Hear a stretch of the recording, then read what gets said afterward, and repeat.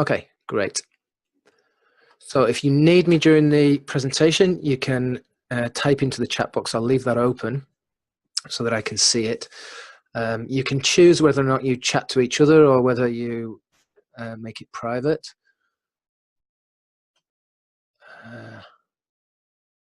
No, I can actually change that. There we go. I think it can just come to me now. So your questions can come to me. I'll try and answer them as we go along, but obviously I get a little bit tied up. I'll try and keep to the 2 hours. We may go over slightly, but I'll try and keep it to that. We should have a little bit of time for questions at the end.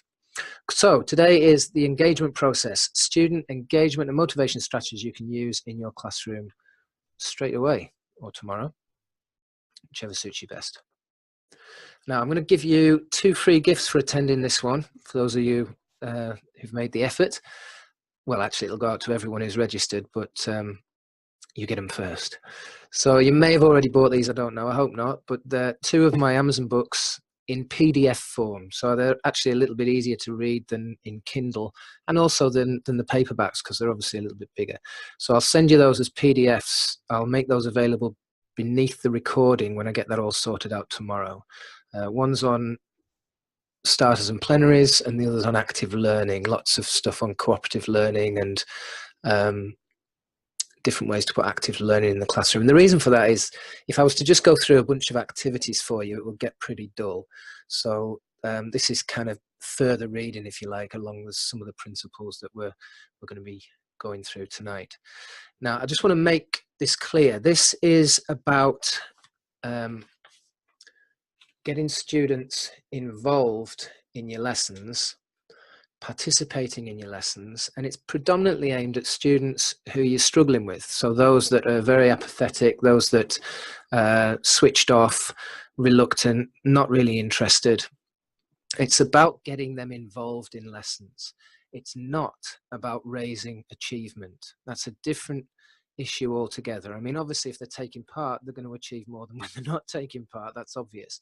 But this isn't for your high flyers. This isn't about pedagogy. This isn't really about delivery, and it's not really about raising grades. Okay, I mean, obviously, it's going to, for the students that aren't doing anything at all, it's going to raise their achievement for sure. But it's predominantly about reaching some of those students who aren't taking part at all. The issue of raising achievement, that's a whole different it's a whole different presentation. It's something that I've done in the past and I will be doing in the future, but that's not what tonight is. Okay, so it's predominantly for your low achieving students, getting them involved. So why aren't they engaged? What are the reasons? You can type this into the chat box. Why do you think they're not engaged? Now, I know a few of you have filled in the survey that I put up there, but rather than me feedback what I got from the survey, if you just type in a few words now as to why you think they're not engaged. What's stopping you from being able to get them to take part in lessons? What's stopping you from being able to get them working harder, actually doing the lesson tasks? So what's stopping them from being engaged? And if you can just type 1 or 2 ideas into the chat box as soon as you can, that would enable me to move on without filling this short bit here with much fluff. Okay, so we've got not interested in the content, they're bored. Teacher not creating rapport with the students. That's from Phil, thank you. So not interested in the content, the curriculum, the subject. Bored, says Renee. Not motivated in the academic topics at all. They have a short attention span. That's a really good point, actually, and something I'll just touch on now is something I've been recently doing some research into, and that is the state of students' concentration compared with generations ago. You know, they're just not used to delving deep into topics anymore because it's a very superficial level of concentration and involvement we have, thanks to the kind of technology that they're facing on a daily basis, and that's a very real factor. Then we've got Zoe, physical factors, previous negative experiences, social factors, need for multisensory approaches. Behavior still quite poor. Low ability groups, not interested in my subject, not interested in English. Again, we've got the short attention span. Okay, so lots of good reasons there, lots of good reasons coming through. So I'm going to move on and give you my opinion on this, my view on this. And that is, you may have seen one of my YouTube videos, which is basically this point exactly. And that is that many of them have actually made up their minds before they even get to the lesson, before they even come to class, that they're not going to enjoy the lesson, that they're not going to have a good time. It's going to be too difficult. It's going to be too easy. It's going to be boring. It's going to be frustrating. They've made up their mind about that. And that's based on either previous experience, direct experience themselves of lessons they've been in. It might be the teacher that they don't get on with. It might be the fact that they don't get on with their peers. It might be the fact that they've struggled in that topic, or just that they're generally unhappy and stressed out because of their home life. Or it could be secondhand information, you know, from friends or even relatives saying, oh, you won't like that subject, I didn't like that teacher. So things passed on to them that way. And the thing is, I give this analogy of them being weighed down, carrying all this stuff, these negative thoughts, feelings, and emotions. And no matter where these thoughts, feelings, and emotions have come from, it's an absolute nightmare trying to teach a student when they're in this state. Now, you know how difficult this is. It's nigh on impossible. Before we can hope to teach them, before we can hope to get them engaged, we've got to change this negative attitude and this negative mood. So all these other factors that we've mentioned, you know, the short attention span, they don't like the topic, and all those things, they're all important. But until we address their state, I mentioned state on the last workshop we did on responses, the response process, and that was about the teacher's state. This is more about the student's state. Until we address their state and change these negative attitudes, these negative moods, then teaching them is always going to be difficult. We want them coming to class with a smile. We want them coming in eager and happy to take part, actually wanting to be in the lesson. Now, when that happens, when they walk through the door in a positive mood, instead of dragging their heels with their hands in the pockets and their head down on the floor, it's a lot easier for us to teach them. It's a lot easier for us to reach them. And they actually learn something, or there's a good chance they're going to learn something in that state. Now, we can get to this situation. We can get to a state where they're ready and eager to learn, no matter what's going on elsewhere. You know, it doesn't really matter what's going on in other lessons. It doesn't really matter, to a certain extent, what's going on at home or outside school. When they come to our lessons, we can be that shining beacon. We can be that free time in their lives where they actually have some peace from all that negativity. So we can get into this situation, and I've seen this happen too many times to doubt it. It really is possible. First of all, does that make sense? That if we can change their state, if we can get them in a more positive mood, then there's a good chance we can start to get them involved in things.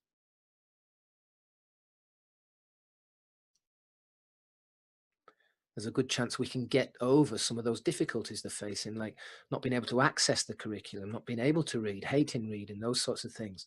We can get over those hurdles if we can change the state first. Okay, everybody agreeing there, good stuff. Or several people agreeing there, I should say.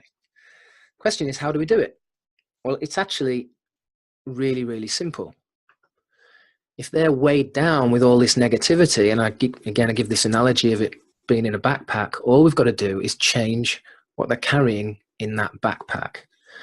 So if we can give them a positive experience in our lessons, their time with us, their time with the group in that particular lesson, if it can be a positive experience for them, and I'm not just talking about a laugh where they're running amok, or they're creating disruption and they're ridiculing the teacher. I'm not talking about that side of positive experience, because that is actually very negative for them.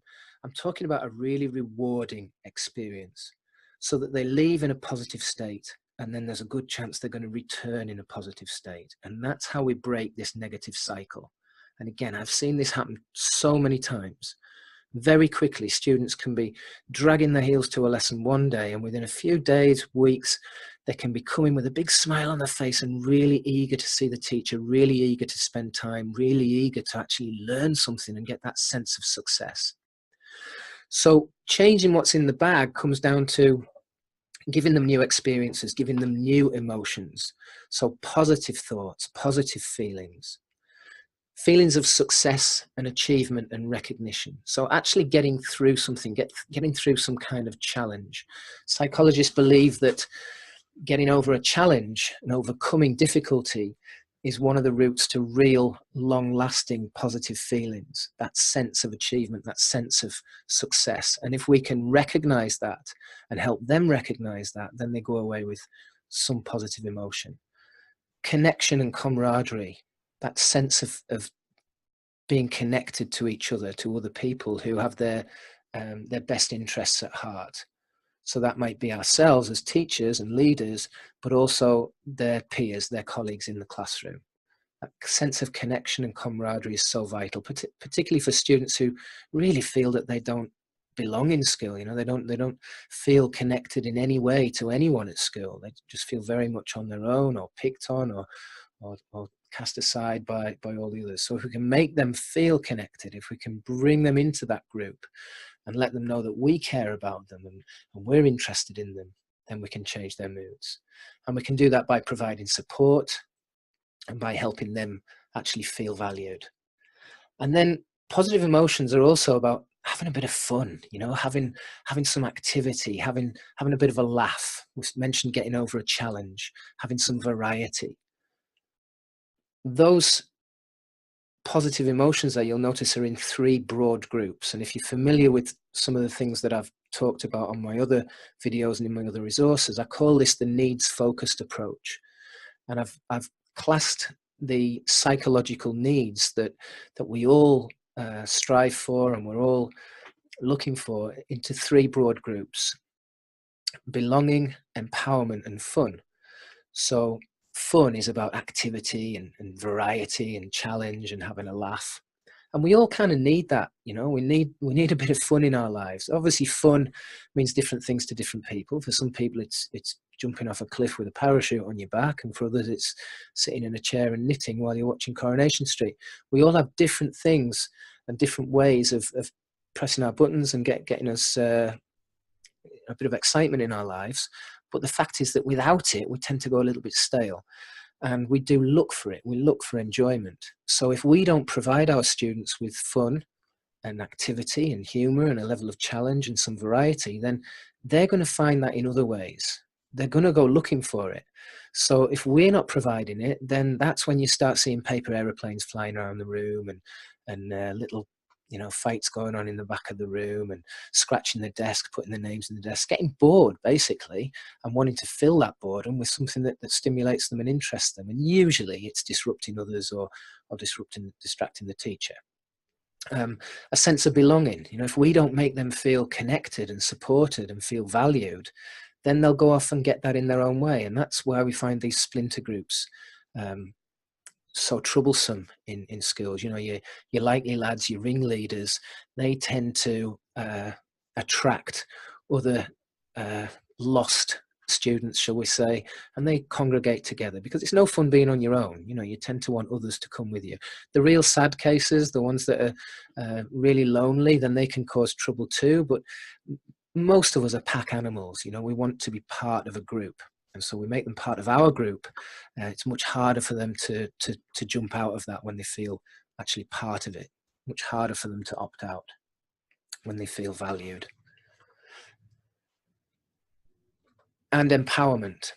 So again, if we aren't giving them a level of achievement and recognition and enabling them to get that sense of success, then they'll get that from elsewhere. And it can be quite empowering to opt out and to stand up against the teacher or to be the source of trouble and notoriety in a lesson.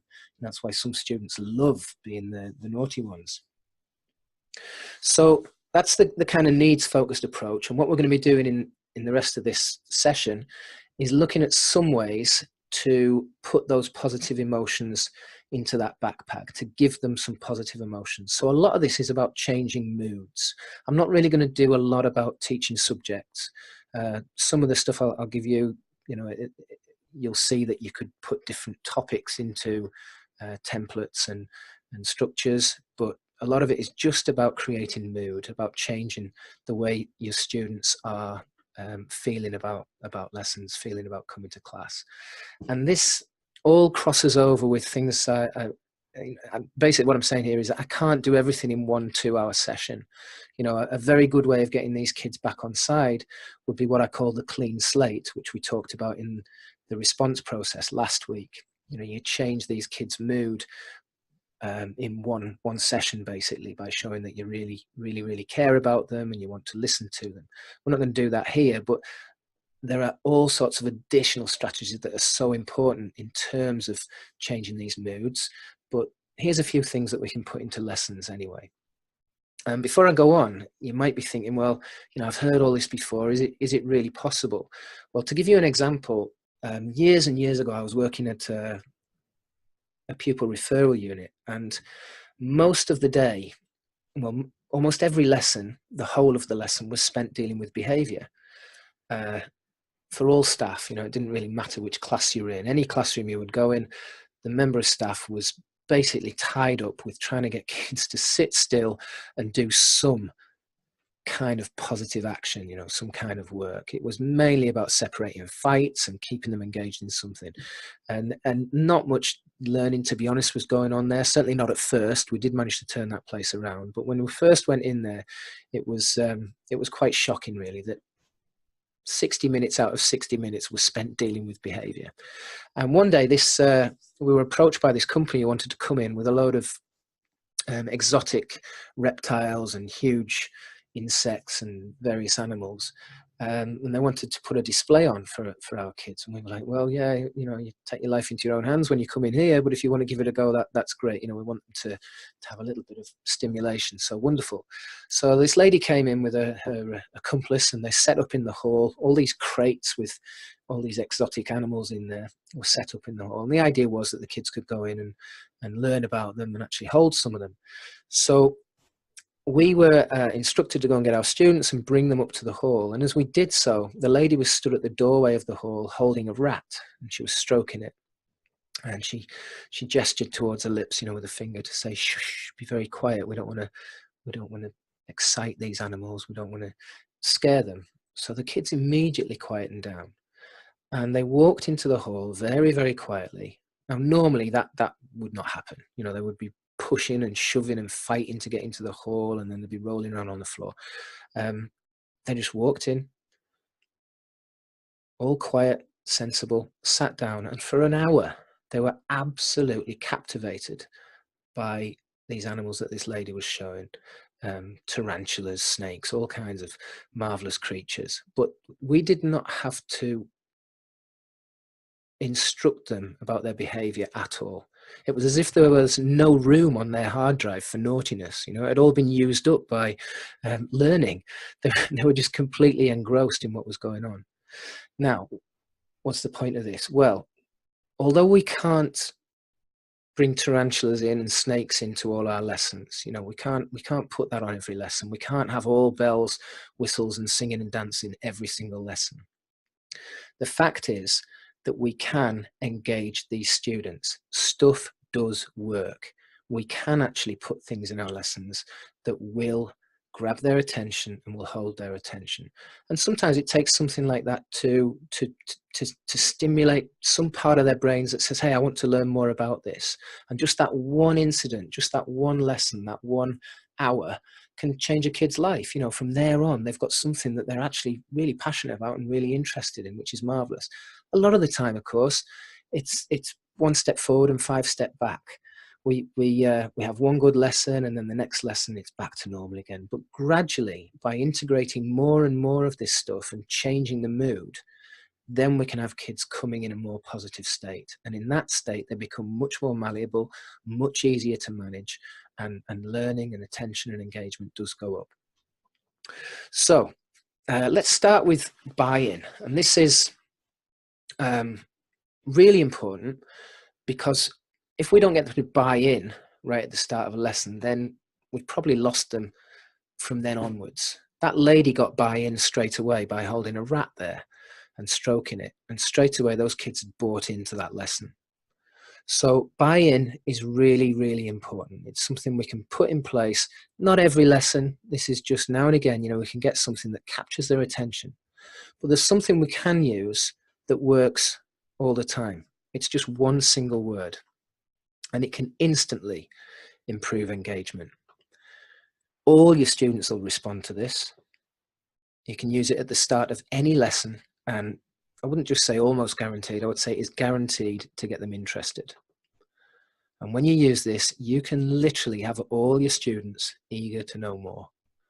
You can use this to gain 100% attention at the start of any lesson without any need for cajoling or threatening. No need to repeat yourself, just eager students keen to know more.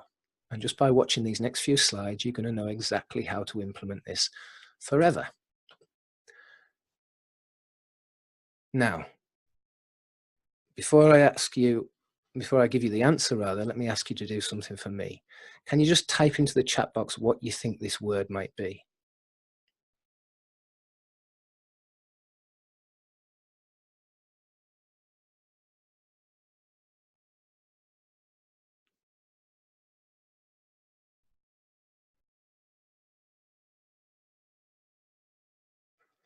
Okay, Liz has got no idea and apologizes. No need to apologize, Liz. Renee says agreement. Joe's got the answer. She's obviously read something before or attended something before. Molly says how or why. Jenna says no idea.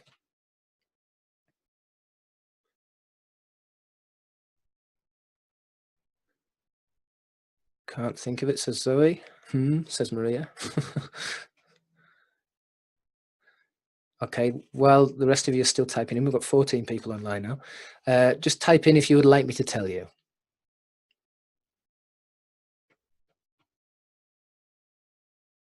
Just hit yes if you want the answer. Yes, please, says Liz. Yes, yes, yes, please. Okay, lots of yeses. Right, great, okay. So by using this, you'll notice that I've got your buy-in. You'll notice that you've done exactly as I've asked. And actually, judging by the exclamation marks, you're all quite eager. So the word is curiosity. Well done, Joe. Did you know that, Joe, or did you guess that, or did you already read it somewhere from one of my other things? Anyway, irrelevant. So the word is curiosity. If we can get kids curious, then from then on, or for at least some time until we bore them, then we've hooked them. Okay, we've got them hooked with a bit of curiosity, and from there it's up to you how you manage that. But there are ways and means of hooking them straight away. I'll tell you where this came from. It really shocked me one day. I had a really, really, really, really, really, really, really extremely difficult group. I mean, the unteachables, right? These were really difficult kids. And my dear late father, he used to have a saying in his broad Lancashire accent. At the end of every meal, it didn't matter how much time and attention and care and love my mother put into cooking, and she was a great cook. No matter what she served up at the end of the meal, my dad would just say, "Very nice." That was his answer every time. Very nice. And my poor mother, she slaved away creating these fantastic masterpieces. Very nice, is all my dad would say. Now, I had a lesson to do on adjectives and using the thesaurus and that kind of thing. It was a very low level literacy class that I was running. And so I taped my dad with one of these voice recorders, just saying, "Very nice." And I stood outside the classroom with these kids, and I just played this on repeat until they were quiet. Very nice, very nice. And to my surprise, all I got was, what we're doing, what's this about, what's this about, what's this about? And they were absolutely, the more I played, the more they wanted to know who is it and what's it all about. And so when we got in, I had the great thing about this curiosity is that it gives you a very powerful tool. Straight away, you can say, I'll reveal all as soon as you're quiet. When you sat down in your seats with your pens out, ready to work, and I'll tell you what this is about. And you're off. So basically, they sat down and I explained the story about my mum and my dad. And I said, I want us basically to come up with some adjectives that my dad can use to tell my mum how nice the cooking was. And so we got into using the thesaurus and we wrote sentences that he could use, and I took them back. The point was they were hooked right from the word go with this. And I thought, well, actually, this is great. And I used the same technique, but in a variety of different ways, again and again and again, because these kids were very, very switched off to learning. And you had to have some kind of prop or some kind of device that they wanted to know more about in order to get them into the class and get them listening. So one of the ones I found was an envelope. Really, really, really simple idea, but we could have lots of different ways of presenting that envelope and lots of different things in that envelope. Now, sometimes it might be an envelope, sometimes it might be a bag. Let me just divert a little bit and give you the idea of the bag. Occasionally I would have a very, very colourful, bright patchwork bag, and this was my magic bag. And when I brought the magic bag out, they knew that there was a game we were about to play and it would contain a prop about the lesson. So I basically gave them 20 questions to guess what was in the bag. And they would start off, the questions can only elicit a yes or no answer. So for example, they can't say what's it made of, because I'd have to explain that, but they can say, is it plastic or is it wood? And then I can say yes or no. So the way I run this particular activity is I put the bag on the table, I write the question down, is it wood? And then if they ask another question, is it yellow? I'll write that down. And basically, when I've got to about 15 questions, I'm starting to say, guys, you've only got 5 questions left to find out what's in the bag. If you don't get it right, you get extra homework, etc., etc. So it's a fun way to start a lesson with a little bit of curiosity there. And then if they get it, then we get the prop out and we start the lesson from there. But with learning kits, it's basically an envelope and all manner of things can go in there. So for example, I could put 2 Sharpies in there. One's a highlighter, one's a Sharpie, and a ruler. And I'm giving them a load of text that perhaps a close activity, or they've got to identify all the verbs in a sentence and highlight it, or they've got to underline all the items that are false or all the items that are true, or they've got to correct the mistakes or underline those. So I'm giving them some tools and I'm giving them an activity to do. And it's very, very kinesthetic. It's very, very hands-on. And there's a bit of curiosity there. What are all these tools for? What's going on here? Past the punctuation. The pupil referral unit I spent most of my years at teaching at was Key Stage 2 and Key Stage 3. So we had primary school and secondary school kids. And a lot of these ideas, although they may seem primary, targeted towards primary children, because I was working with Key Stage 3 and Key Stage 4 children who were, so for those of you who aren't in the UK, that sort of like 12 up to 15-year-olds, they were at very, very low levels, severe behaviour problems, hadn't been able to access the curriculum. So although a lot of the activities might seem appropriate only for primary school children, they absolutely worked with my kids. And you may find that this type of activity will definitely work with Key Stage 3, 12, 13, even 14, even 15-year-olds in some cases. So this was past the punctuation. And again, I just gave them a load of sentences with some pasta shapes, and they could put the punctuation in that way. Again, very kinesthetic, very hands-on. Doing some bar charts. I gave them a kit on how to make bar charts, and then some data that they had to put into that bar chart. You might try matching activities. As my favorite drummer in the world, Stuart Copeland, and somebody who could be highly respected. Basically, so a load of famous people, or they could be characters from a novel that you're studying. They could be scientists who were involved in coming up with certain experiments or dates in history. You can adapt this to virtually any topic, any subject, and basically you've got some background information and the photo, and the students have to put them together. So there's some students doing that particular activity. You could use it for sorting, ranking, sequencing. Put these, obviously that's a cartoon strip that they're putting in order, but those pictures could be historical events. They could be geological formations that are changing. In this particular case, I think it was geography that these kids were doing. I think it was river flow. I'm not too sure. But anyway, you get the idea. It can be adapted again. Or you could have quizzes. So let's do a quick quiz. This is an old picture from when I was in a play at school. I think it was called Dracula Spectacular. So see if you can guess which student I am. You can just type it into which child. Let me move that out of the way in case it's in your way. So there's me modern day, a couple of years ago, and there's a picture of a load of the cast, and I'm one of those skeletons. Which one do you think is me? Okay, we've got people jumping straight into that. I know people like this kind of activity, and your kids will as well. You know, this could be an old historical picture of their hometown, or it could be people from history. Again, it can be adapted to pretty much any topic, and it's a little bit of fun because there's a quiz involved. Okay, we've got G, that's my friend Nick. We've got J, that's Peter. We've got I, that's Bruce. We've got B, that's actually a girl, that's Lisa. We've got A, that's another girl, that's Jill. Zoe's got it. E is my next door neighbour, Craig. Zoe, and Gloria's got it as well. Hi, Gloria. J, Peter. It's funny for me, actually, looking back at this, these kids I was at school with. So Maria's got it, Zoe's got it, and Gloria's got it. I was C. I was the one in the middle on the top row. And you'll notice there's a little bit of an insight into my personality and the fact that I suffered with ADHD quite badly. You'll notice I'm the only one with this skeleton back to front. Bless. Okay, so quiz is a great one to put in there. Let me move on. But you could go further with this. You know, your learning kits could contain all kinds of things. In this case, we've got a CD or a DVD in there.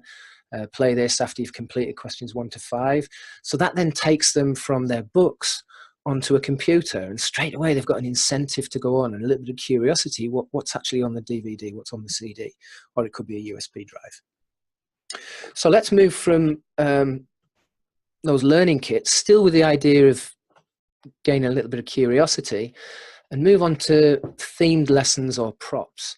Now, the prop idea that I mentioned with the bag, the patchwork bag with an item inside, the prop is normally related to the lesson content. And I'll tell you where that one came from because it's quite an interesting story. I was doing a project on the Titanic with my students. And we'd done all the books, we'd done all the DVDs, we'd done the films, you know, we'd done all the stuff, and we'd written a timeline. We'd done all this crazy stuff about the Titanic. But my head teacher was a wonderful, wonderful woman. She said, Rob, I found a lady who lives locally who actually has some real relics from the Titanic that have never seen, they've never been seen in public before. They've never been to a museum or anything else. They've just been kept in her family. She had a relative who died on board the ship. And basically this lady, bless her, she brought in this sack. It was one of the old sacks that they used to put the belongings in if they found them before everything went down. You know, these were in the lifeboats. There was still stuff floating around. And basically they'd found one of her distant relatives was a bellboy on the first class lifts. And they found his stopwatch, a pocket watch rather, which had stopped, and it had stopped at the time when the Titanic actually sank. I think it was 10 past midnight or 10 to midnight, and we'd already done that on a timeline. So we had this live piece of history, you know. And then there was his letter of engagement, employment. There was his tickets and a few other things. But basically, all this stuff was in a sack. Now we had this sack sitting on my desk when the students came in, and we played "What's in the Bag." And when we actually got to it, they did actually guess that there was stuff from the Titanic. But when we opened it, oh my God, they were absolutely blown away, because here was living history that they could actually touch and see. So talk about curiosity, talk about hooking them. Now, again, you're not going to be able to go and take props from museums and things like that, but you can get really exciting, interesting things just with a little bit of creativity, either making them or borrowing them, or you know, sometimes you can buy cheap stuff. But the more you can bring in props and things to theme a lesson and to make something really come to life, the more you're going to create this sense of curiosity and I want more. Wow, I want to be part of that. So just as an example, just to get you thinking, you could just show a video on a topic, and most of us have done that. You know, it's sometimes it's an easy lesson for a member of staff, and sometimes it's frowned on. But you know, if you've got a worksheet that goes with the video, and every sort of 5 minutes, a student's following along with that worksheet, and they've got something to fill in, they've got facts to find, then any other teacher who comes in is going to see you doing that, and they see all these kids actually engage rather than just watching a video and, you know, not really bothered about it. They're actually engaged in it, and they're doing a learning activity. So videos can be a really good method of delivery, but you can make them much more enticing for your students, because let's face it, it's old hat now. You know, a lot of kids are just switching off as soon as they see the thing. As soon as the video goes on, it's a chance for them to just switch off. So we want to make it a little bit more special. We want to make all our topics special if we can, and this idea of theming can really bring things to life. So if you've got your students lining up outside your room, and you've got a book of tickets, and you walk slowly down the line and you give them each a cinema ticket, then straight away there's a little bit of what's all this about, what's going on. Well, I'll tell you when you're quiet and you're inside. And then if you've got popcorn on your desk and you know, a brochure about what's going on, then it starts to become more of an event, and you can say, well, you know, we can have the popcorn, we can enjoy this, but here are the rules. This is what's got to happen by the end of this film, and this is what's got to happen during the film. It gives you a lot of bargaining power, and again, this idea of curiosity. We want more. So themed lessons are something that I go into a little bit more in those books I've told you about, and also in the Fun Teacher, the Fun Teacher's Toolkit, which is on Amazon. But it's something really you just got to get a little bit creative with. Here's another way of getting curiosity, and that's to just change what's going on in the room. So it might be the fact that you change the furniture. It might be the fact that you bring a guest speaker in. It might be the fact that you set up a marvelous demonstration at the front of the room. Or it could be, as in the case of this, don't worry, nothing's wrong here.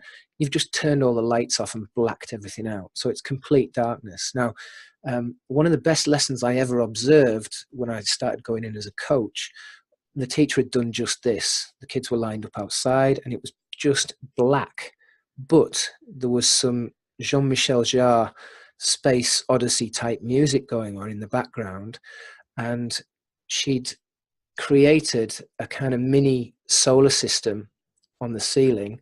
I say mini, it took up most of the ceiling, of all these planets. And when she put the lights on that she'd arranged, these planets lit up once the students were in. And again, they're just like, wow, what is this? And basically it was just a simple exercise, a science lesson in finding all the features of the various planets in the solar system, the names of them, and putting them in order. It was just a standard fact-finding lesson, but it was brought to life just with a little bit of creativity. Now, another idea about buy-in is to make sure that kids know the work is relevant. Because one of the questions they tend to ask a lot is, why do we have to learn this? You know, what's the point in this? When am I ever going to need to find the area of a triangle? Incidentally, I did have to find the area of a triangle recently when I was doing some DIY, so it does come in handy eventually.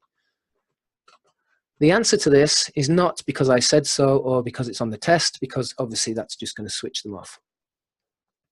One way we can get relevancy is to get them to come up with a list of benefits for learning this particular topic. So once we explain what it is, you tell me now, what could be the benefit of this? When might you use this in the real world? When might you use this now while you're young, and when might you use it when you're older? So that they can see that there is actually a point in this. There is actually a reason for doing it. It might be that you relate it and link it to jobs. It might just be into real life and practicalities of getting by in life. And then you can come up with the consequences of not taking part. What's going to happen if you're not able to gain this information? What's going to happen if you don't take part? And that can be right down, down to basics. If you don't take part, then obviously there are consequences for not being in the lesson and for not taking part in a lesson. But obviously there's more to it than that. What's the consequence of not actually developing your knowledge and not growing? So eventually you can then say, oh, we all agreed it would be beneficial to put some effort into this. That's one way of getting relevancy. Another way is in the type of questions that you ask. I've used this example quite a lot in my stuff. You may have come across it before, but you may not. If you notice, there are two questions in those two groups which are in red. Now, when I came across this myself, I was teaching a lesson on circulation. And again, I was in this pupil referral unit where the kids really had no interest in the heart and veins and arteries and our blood. And when I asked the question, who can tell me how blood gets around the body? You know, you get one volunteer putting their hand up and the rest of them are not interested in the slightest. Then I'd say, well, who knows what a blood vessel is? And again, I'd get the same volunteer and nobody else putting their hand up. Everyone else just switched off. And by now, you know, they're bored stiff. Well, can anyone tell me what a blood capillary is? And these words mean absolutely nothing to them. They are not interested. And the more I go down this route, the more I am widening the distance between me and them. They just clearly see me as somebody who has they've got no interest in whatsoever because I'm just talking gobbledygook. But then if I ask a different type of question, when did you last cut your finger badly? When did you last cut yourself badly? Now, my kind of kids were really into blood, guts and snots. So anything to do with that type of thing, they're really into. Oh, so, well, I once I was on my skateboard and once I was on my mountain bike and once I fell off this cliff, they all had examples of cutting themselves badly. Every hand went up because it's relevant to them. It's something that they can relate to. Now, from there, I can then ask, well, what happened when you cut yourself? How do you know where the blood came from? Where was it? Where did the blood come from to get there? Was it spurting out or was it just dripping? You know, I could then get into some detail and there we could get into the content of the lesson. We've got their interest. The questions below that are about Macbeth. Same process. You try teaching Macbeth to a load of maladjusted 14-year-olds from Gateshead who've got no interest in it whatsoever. Give me 5 differences between Macbeth's character before and after he kills Duncan. What are you talking about, sir? So how does Macbeth change after he kills Duncan? I don't even know who Duncan is. What words would you use to describe Macbeth at the start of the play? Just blank faces. Now, when was the last time you did something really terrible that you later regretted? And then we get the stories coming, and then we get the interest, and then we've got the buy-in, and from there we can work. So it's all about making it relate to their life. Get something that will hook them in with their background, their interests, their locality, and from there you can build. Other ways of getting relevancy, making it relevant. Obviously, guest speakers and field trips, bringing the real world into them. Project-based learning, I think this is probably one of the best ways. My daughter is just about to start primary school, and we've had a bit of a process in terms of choosing the right school. We've got one very close to us and one a little bit further away. And the one close to us, although there were a few hang-ups about it, they use a lot of project-based learning. And my wife and I went on a visit up to the school. And again, this can be used at primary or secondary. This is just a primary example.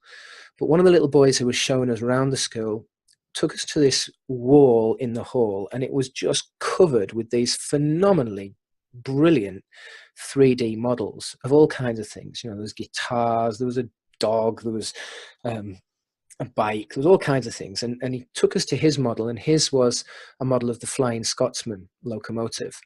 And basically, when they start at that primary school, they come up with an idea of a project that they want to work on, and they work on it long term. And that involves a lot of opportunities for research, for community involvement, and the creation of this final piece, which is this model. Now, this is a challenge, obviously, for a teacher to do this with 30, 40 students, but the more you can bring in topics that they're interested in and make it a theme for your lesson or for a unit of study, obviously, the more they're going to buy into that. Another idea is to use primary sources. So rather than have students just learn about something from a textbook or from the computer, you send them direct to the source material. So using photographs in a history class is one idea, but actually going to the sites, you know, that's a completely different situation. Real world rewards. Basically, this just provides students with the incentive to achieve, not necessarily just about their interests, but certainly is that desire to take part, which I guess makes it relevant to them. So here we're talking about displaying or publishing work as a way to get them involved and motivated. And you might find that there's any number of contests and competitions that they can enter, either in your locality or on the internet, partnering up with schools in even different countries. So essay contests or design challenges, that kind of thing. Incidentally, this is one of the things that got me really into art when I was at school, and that was the chance to have your design featured on the student news on the school newsletter. And I actually had my design on the final year newsletter for the school, and I was so pleased about that. I'm not a particularly good artist, actually. In fact, I don't even know why it got put on there, but it certainly motivated me and made me think more about choosing that topic. And then get students to look for their own connections. The more they can be involved, obviously, in choosing these, then the better. So it's giving them incentives for bringing in examples from the real world relating to what you're teaching. So sources in newspapers and magazines, again, going out into the real world. So finding their own connections to the topic that you're teaching. So relevance is really important, as is making them feel welcome. Again, we're talking about moods, remember, we're talking about positive emotions. So let's just look at a few ways we can make them feel welcome. I'm not going to tell you what this is yet, but I will ask you this question. Why did a lawyer, financial services lawyer, who was earning $250,000 a year, she was the highest paid, no, not algebra, she was the highest paid divorce lawyer, financial services lawyer in her area, how did she fail her O-level exams? Right, let me just clarify this question. I was renting a house from a friend years and years and years ago, and he told me he was putting up for sale, and I was showing people around the house. One day, this lady came, knocked on the door and said, I've come to have a look around. And I was working. I'd just started my business, actually, and I had all my stuff on the table. And I just said, look, get on with it. Go and have a look around. I'll just be here if you've got any questions. And she came back and she's really interested in what I did. And once I started telling her, she said, this is really interesting because I had a really hard time at school. She said, funnily enough, I was a straight A student. And then when I got to do my O-levels, the year before my O-levels, I failed everything. And I had to retake them all. I said, really? But I thought you were really, really clever. She said, oh, yeah, really, really clever. She said, when I went to do my A-levels, no problem, sailed through them. She said, it was just that 1 year. So I was really intrigued. How can somebody who's go from straight A's to failing everything and then sailing through again? Clearly there was a blip. So I said, well, was there something happened at home? No, everything was okay. Bullying problem? Anything going on with your friends? No, everything was okay. Was it a particular teacher? No, got on well with all the teachers. I loved all my subjects. So no problems that she could think of at all. And I said, well, we've got to get to the bottom of this. She said, I've never really, really thought about it. It's just been one of those things that happened. I missed a whole year, basically, of school. I had to retake it all. So I really wanted to delve into this. And we opened a bottle of wine and we got stuck into it. And eventually it turned out that the year before she failed everything, that particular school put all the students into sets, but they did so according to surname, and her surname began with T or V or something, and it meant that she was in set 4. So set 1 was surnames beginning with A, B, C, D, E or whatever. Set 2 was F, G, H, J. You get the idea. She was in set 4 because of her surname, and she assumed that she was in set 4 because she wasn't very clever. So the expectations made her behave according to those expectations. And I thought this was absolutely mind-blowing. The fact that she believed the teachers thought she was underperforming made her underperform to a tremendous degree. So expectations are absolutely, oops, excuse me, you can still hear me. Expectations are absolutely huge. not just your expectations about them, but their expectations about themselves. And that is something we can really, really work on. You know, we can show students that we believe in them. We can tell students that we believe in them. We can give them message that we believe in them and we believe in their capabilities, and we can encourage them to believe in their capabilities. And just that one factor, that one element, can make a huge difference as to whether your students buy in or not. Now, a lot of this is tied in with praise and encouragement. I'm going to mention that briefly in a moment, but I cover it more in the prevention process, which is all about things you can put in place to stop kids from kicking off and behaving badly, basically. And praise, I believe, is one of our most powerful tools at our disposal, because it really connects at an emotional level when you do it right. But expectations are very closely linked to that. You know, it's the messages that we give to our students. It's in our body language, it's in our facial expression, it's in our tone, it's in the words we use, it's in the activities we give them, it's in every form of communication. We very clearly give the message as to how well we think a student can do or behave. So if we can change that, they will respond to that. So in terms of making them feel welcome, and in terms of encouraging them to engage, if we greet them with a scowl and we automatically sit them at the back, or we sit them next to our desk, and we give them straight away, we give them a heavily differentiated piece of work that, you know, they could do with their eyes closed. So there's no level of challenge there. There's no level of satisfaction or sense of achievement. If we treat them like idiots, they're going to behave like that. If we treat them as if we don't expect them to have an interest, then that's exactly what we're going to get. So this is really, really crucial, really, really important. And the best advice I can give you here is it's the golden rule, you know, treat them how you would like to be treated. It's something that we can always keep in mind. There's always a better way of approaching them, and a better way of speaking to them and communicating with them.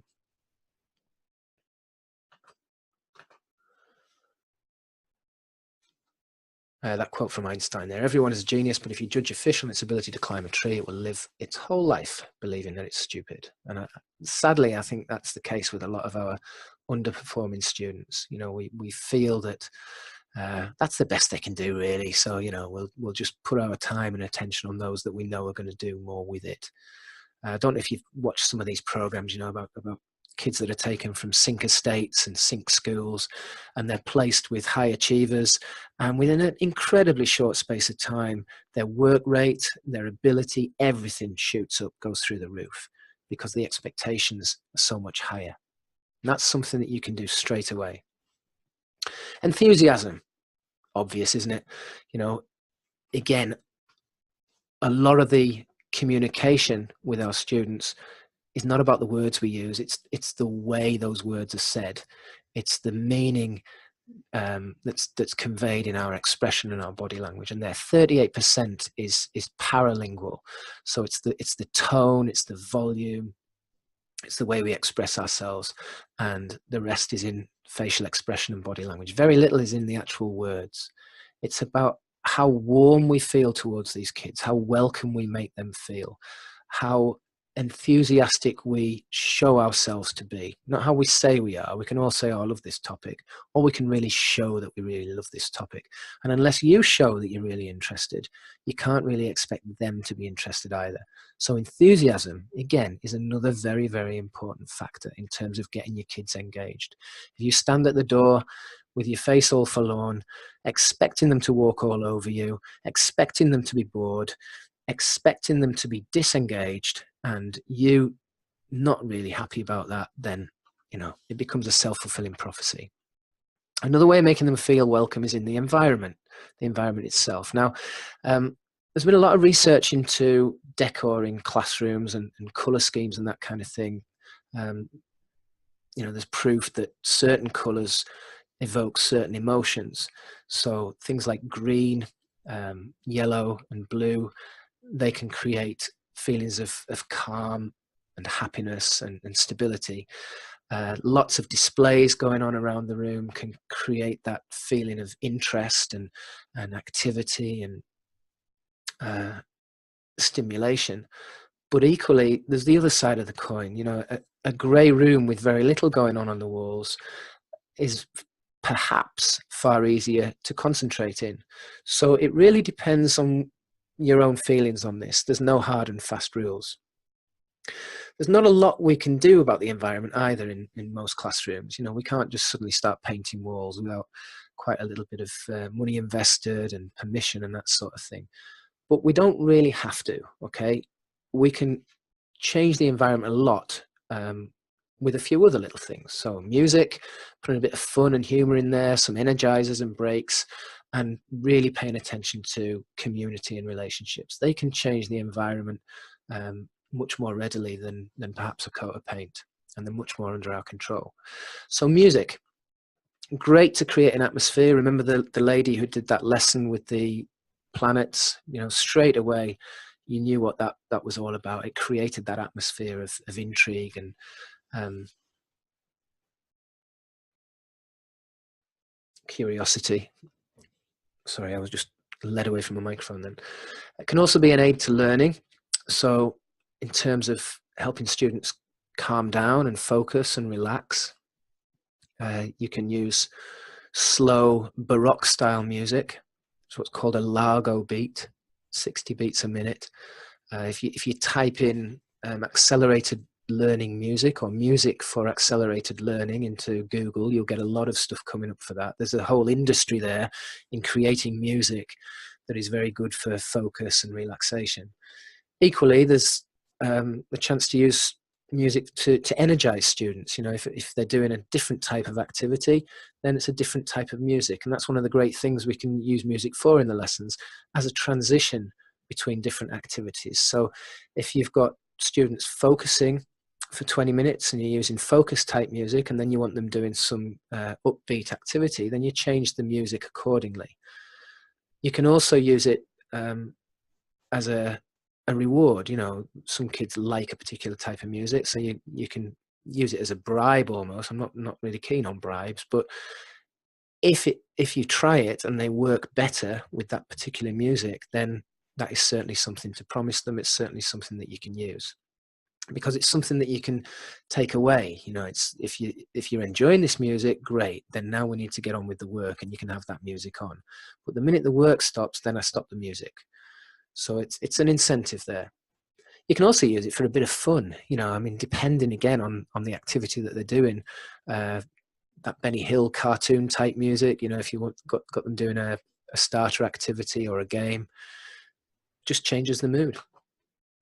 In terms of relationships, this is one of my big topics. It's one that it's a topic that I think is the most important in terms of successful teaching, and that is the positive teacher-student relationship. I'm not going to go into it in detail here because it's quite a big topic, and I've got so much other information on it which I can direct you to. But there are two main things that I think really sum up how to build relationships with students. And that is firstly to show that you care about them and show that they matter to you. You care about their success, you care about what happens to them. So you're actually concerned about them and their welfare, and to communicate that regularly.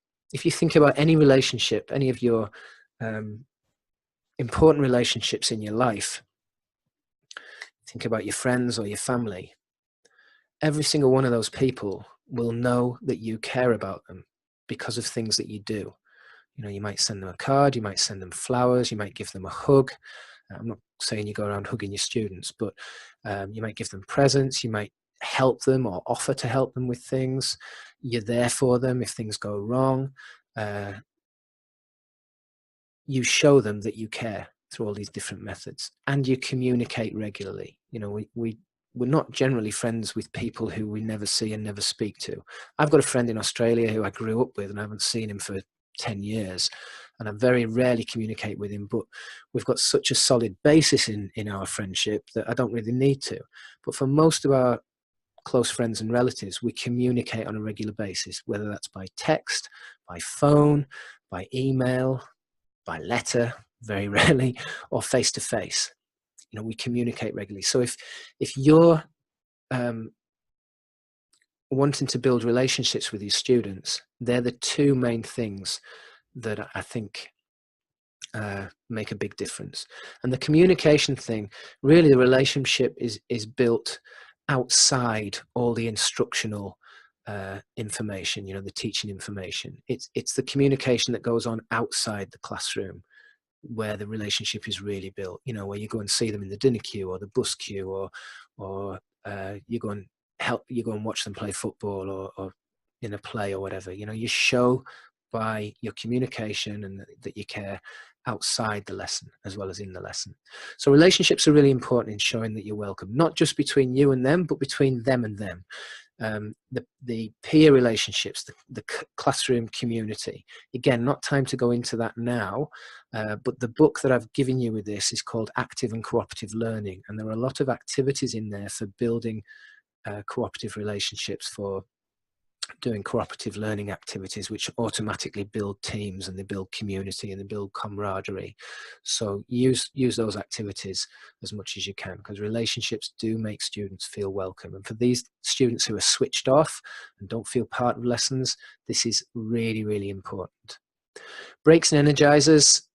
Again, we're just talking about changing moods here. Now, if students come into your class and they know that there's a bit of fun happens, we have a few breaks and we have a few laughs, and there's a starter activity goes on, and there's a fun review activity, and we have refreshments, he lets us have a glass of water, and now and again you can take time out if you need to, and all these little extras just leave students feeling that somebody cares about them, wants them to learn, wants them to succeed, and it's nice to be in that lesson. So breaks and energizers, again, some of them are in those books that I've given you, but just a quick one here. This is dingbats. So the idea is to guess the phrase or the word that is hidden in this picture. So does anyone know what the phrase is that's hidden there? You can type it in if you like.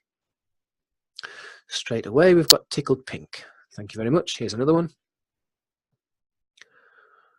And straight away, we've got small talk. Easy peasy. And straight away, split personality. Okay, so dead easy. Some kids really buy into this sort of thing. Now, it's interesting that the people who type in the answers on these are generally the same people for each answer. Okay, so the same people typed in the answers, generally, when I'm looking back through those, to all three little pictures there. That's because some people really get this, and some people really like it, and for some people this is fun. But for some people this is pointless, and they look at it and they're like, oh, come on. And that's why you need to think about variety. You need to be thinking about all your students. We don't just have a few activities that go well and they're the ones we stick with all the time, because those that go well for some students will not go well for all of them. So we've got to be looking at those students that we're leaving out. Some of those students that aren't turned on by this particular activity, we look to do a different activity, or we give them a little bit of time and attention one-to-one to find out what it is that they would like. Don't just put an activity in because you like it or because you've tried it and your favorite students like it and they always have a laugh. That's great fun, because there'll be some who aren't turned on. And that's just something to bear in mind. You've got to consider all your students. Now, one of the things I'm going to include with this is something which I bought years ago as a corporate trainer. It's called Everyone Wins Bingo. Has anyone got that? Just type in if you've already bought one of my packages and that was included. One. Anyone else? Zoe's got it. Okay, no. So basically the way this works is it's a really simple activity. It takes a little bit of time to set it up because you've got to set your question cards up. But what happens is, I think you've got 8 sets of different question cards.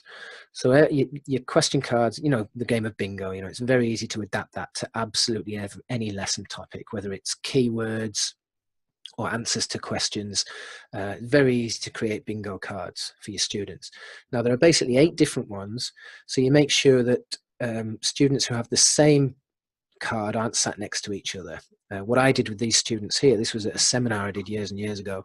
I made sure that I went along the row went 1 to 8, and then I went on the next row 8 to 1, so that the ones sitting in front and behind each other didn't have the same card, and the ones sitting next to each other didn't have the same card, because they might just glance at each other and notice that they've got the same card. But in general, they'll be looking at the person next to them or around them, and they'll see that they've all got different cards.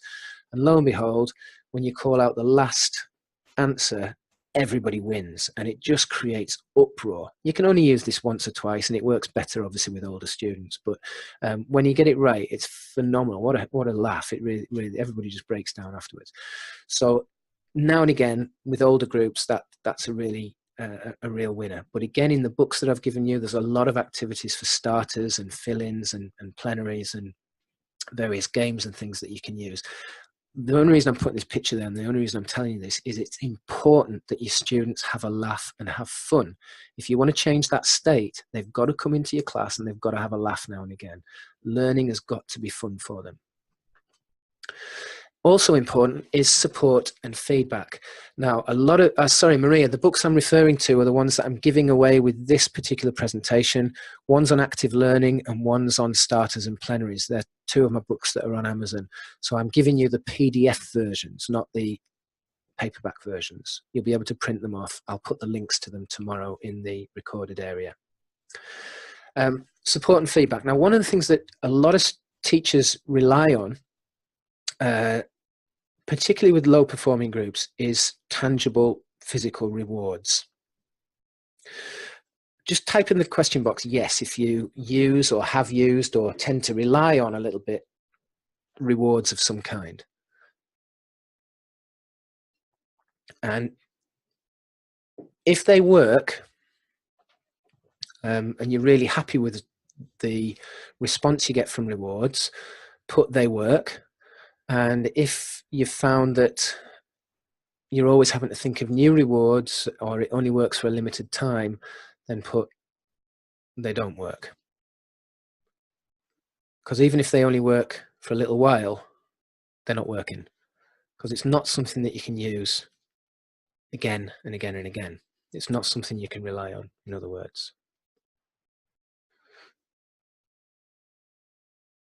Okay, so most people are saying sometimes, and I think that's the idea. Because we get a little tiny bit of success with them, we think this is the strategy. This is what we should use. We've got to incentivize work. Now, there's a lot of things good about rewards if they're done right, and there's a lot of things bad about rewards. Let me give you an example of rewards gone wrong. When I was working at a residential setting, it was in the UK, and it was for students who nobody else could teach. So these students were flown in, bussed in and brought in from all over the UK because nobody else could teach them. And I went to work at this school. I was only there for a year. And I went there full of confidence because I've been working as a deputy head in pupil referral unit, and I thought, you know, I can handle these kids. So I went in really, really cocky and thought that I had all the answers, but God, did I get a shock. I mean, this was hardcore. You know, this was hard. You had 8 children in a lesson, and usually you had 2 or 3 support staff in with you. It was almost one-to-one. And usually there were weapons and fights and all kinds of things going on. It was pretty hardcore. Now, I happened to get on really well with my group, but getting work out of them was a challenge. One of my colleagues, good friend of mine, one morning we were going into the hall with all our kids, all our cohorts of students, and I noticed that his kids were just walking like little soldiers behind him. To attention, they stood at the door, then they walked into the hall. The hall's filled with about 100 kids and all the staff, and staff are just trying to sit on these kids, you know, to keep them quiet while the head comes in to read them a boring story. And, you know, they're just going wild. They're spitting, they're fighting, they're pushing, they're throwing things. And my colleague walks in with his lads, and they just walked in a line. They sat down quietly. They sat upright with their arms folded and not a peep out of them. And I looked at them, and my jaw was on the floor, and I mouthed to him, "What the hell have you done? How have you done that?" And he just looked at me and winked. So I got him later on at the break time. I said, what are you doing with those kids? He said, I've got it sorted. He said, listen, you know, when you're as good as me, you'll get it sorted too. And I was like, what have you done? I've got to find out what you've done. Anyway, the next day, the same thing happened. They walked into the hall, absolutely perfectly behaved. And I had them later that day, and they came to my lesson. Now, normally I had the art room, which was up on a hill, And normally, because I was so far away from the main building, their kids, by the time they got to my room, were just up a height. Normally, they'd be kicking the door open. Whoa, Plevin, what we doing? But this day, there's a polite knock on the door. And I opened the door, and they stood there in a straight line. And they just said, "Excuse me, sir, could we come in, please? We're ready to do some art." And I was like, whoa, what is going on? This happened straight back to back for 4 days. And I was more and more intrigued every day. What is going on? All the staff were talking about it. What is going on here? Eventually, by day 5, everything fell apart. They came rolling into my lesson fighting. And I was like, yes, at last. Finally, we can find out what's happened here. And I went and caught my colleague and I said, what actually did you do? He said, well, I had a jar on my desk and I put some raffle tickets in it. And I said to the kids, whoever's got most raffle tickets in this jar by the end of the week will get the reward. And the way you get a ticket is every time you get 5 points in a lesson, you come back to me with your report, I'll write your name on a ticket and I'll put it in the jar. Now, you get 5 points in a lesson if you sat quietly, if you're doing your work and you don't do anything wrong. So all the kids were working hard to get their 5 points. And sure enough, they were all getting the 5 points. And at the end of the day, they were going back to my colleague, giving him their little report cards with all the 5 points and it went in the jar. The thing was that he had promised them £50, that's about $75 to the winner. A huge reward. So obviously, these kids who haven't got 2 pennies were just going crazy to earn this money. And it worked. It worked for about 4 days. And then, of course, what happened was one of them found he wasn't able to maintain this level of discipline. And he thought, well, if I'm not going to get the money, nobody else is either. So he just launched an attack on all the kids. And then it all just fell apart. So the point from that little story, I'm sorry it's gone on a bit, is that rewards work now and again for a short amount of time, and then they wear off. That happens every time because this is not about intrinsic value. This isn't coming from their desire to do something for the love of it. It's coming from the desire to do something to get a gift, to get something that's given to you. Now, if they don't have the skills like those poor boys to maintain that discipline, then the reward falls flat. If they haven't got the skills in terms of, say, algebra or punctuation, and they see other students flying high and doing all the work, then that student is going to have that reward is going to have the opposite effect on them because it's not a level playing field. They haven't got the same level of skill, so how are they going to get the reward? So if students lack the skills to do something, then the reward falls flat. They will lose interest in the work because all they're interested in is the bribe. That's all they want. They want the bribe. It's also only good for low order tasks. You know, if I ask a student to dig a trench and I'm going to pay them by the hour, then they'll just keep digging. They'll just keep digging. If I ask them to write an essay using creative writing skills, then that's completely alien to them if they haven't been taught how to do that, and it's no good. Again, they're lacking the skills. Effectiveness wears out over time. You know, now and again, it might work for a little while, and then they get bored of eating sweeties and sucking lollies. They want something different. So we need to think of another, better, greater, more expensive reward. And they obviously rely on a member of staff. So rewards should not be your go-to engagement strategy. They're just no use long term. If they're done properly, and one of the things I recommend is a spontaneous reward, and I'll explain that just briefly in a moment, then they can work. And a spontaneous reward is where kids aren't expecting it. The difference between a reward and a bribe is when that's promised. So if you promise a reward in advance, you know, if you get the raffle tickets in the jar and you do all your work this week, I'll give you 50 quid, then that's a bribe. If you do your work, if you get your homework in this week, I'll give you a merit mark, that's a bribe. If it's spontaneously given in response for some work that they've done, which they weren't expecting, then that is a reward. That's a spontaneous reward. And that can do wonders in terms of raising mood, raising spirit, and building a relationship with them. It's another opportunity to show that you're interested in them, show that you care about them, show that you're recognizing their success and their effort. So spontaneous rewards, I mean, again, they're listed in some of my books, but depending on the age group, depending on the level of ability, you can come up with the reward. You know, it might be a cup of tea with you at break time. It might be an opportunity to go and show your work to the head teacher. It might be some free time on the computer. It might be a trip to McDonald's. You know, all these things can be used, but it's when they are promised that makes the difference. I.e., they're not promised, they're just given spontaneously in return for the effort that's put in. In terms of feedback, feedback is really important and it's really, really effective. I'm sure you've heard of John Hattie and his visible teaching. Well, one of the key strategies that he recommends for improving achievement, now in this case, we're not looking necessarily at achievement, we're looking at engagement, just getting kids involved. One of the best strategies is the right kind of feedback.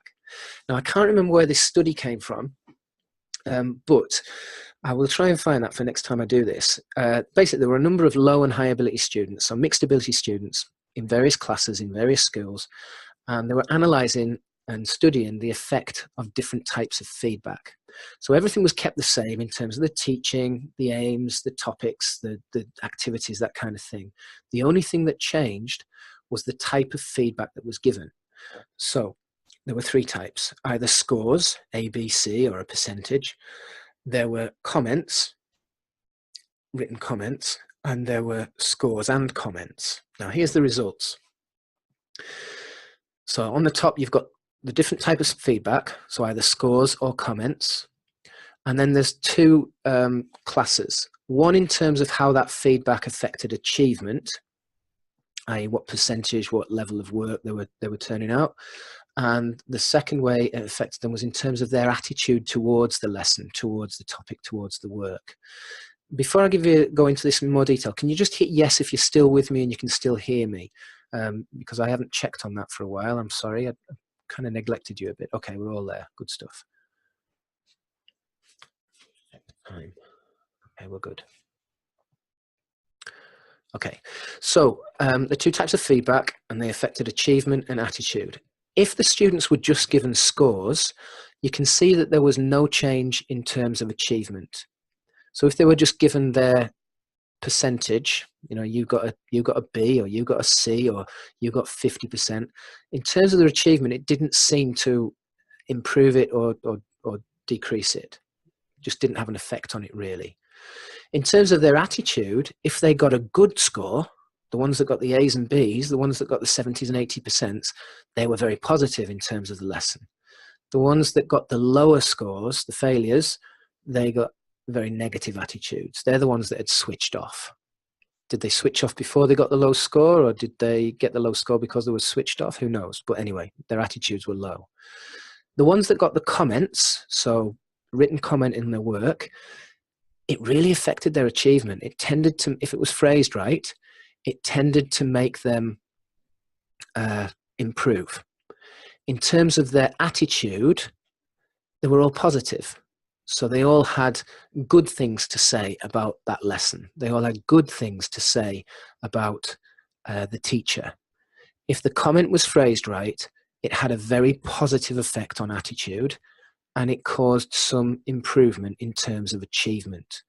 So written comments were definitely the better of the two.